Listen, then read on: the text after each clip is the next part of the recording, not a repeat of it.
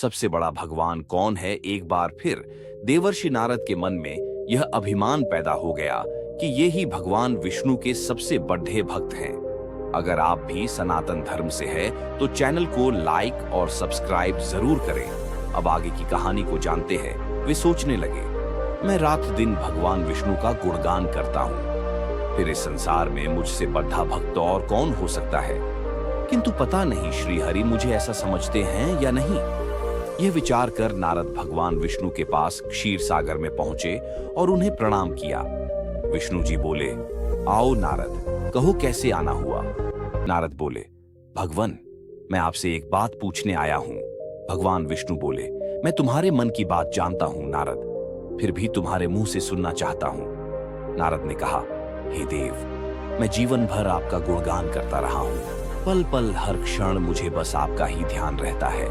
आप मुझे यह बताइए कि क्या मुझसे भी बड़ा आपका कोई अन्य भक्त है संसार में? भगवान विष्णु समझ तो पहले ही गए थे कि नारद को अपनी भक्ति पर अभिमान पैदा हो गया है, किंतु अपने मन की बात छुपाकर वे बोले, नारद, इस प्रश्न के लिए तो तुम्हें मेरे साथ मृत्यु लोक चलना पड़ेगा। नारद बोले, ठीक है भगवान, मैं मृत्यु लोक चलने के लिए तैयार हूँ।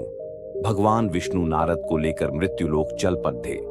धरती पर पहुंचकर दोनों ने किसान का भेष धारण किया और एक गांव के किनारे बनी एक झोपड़ी की ओर चल पड़े। विष्णु बोले, नारद, मेरा एक बहुत बड़ा भक्त यहाँ इस कुटिया में रहता है। आश्चर्य है, क्या मुझसे बढ़कर भी किसी की भक्ति हो सकती है? नारद के मुख से निकला, क्या वह भी मेरी तरह आपका ध्यान लगाए रहता है? आओ, स्वयं ही जान लोगे, विष्णु ने कहा और उस कुटिया की ओर बढ़ गए।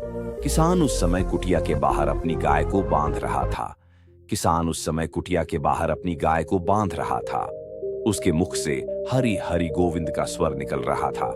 किसान भेषधारी विष्णु ने उसके निकट जाकर नारायण नारायण कहा तो किसान ने विनीत स्वर में पूछा, आप कहां से आए हैं भद्र?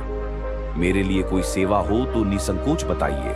किसान वेशधारी भगवान विष्णु ने कहा, हम नगर जा रहे हैं, पर अंधेरा घिरने लगा है। वन में जंगली पशुओं का डर है, इसीलिए रात भर आश्रय चाहते हैं। किसान ने प्रसन्न भाव से कहा, मेरी कुटिया में आपका स्वागत है भद्र, और जो रखा सूखा घर में है आपके लिए हाजिर है। भगवान ने मुझे आप लोगों की सेवा करने का अवसर दिया है, बड़ी कृपा हुई उनकी।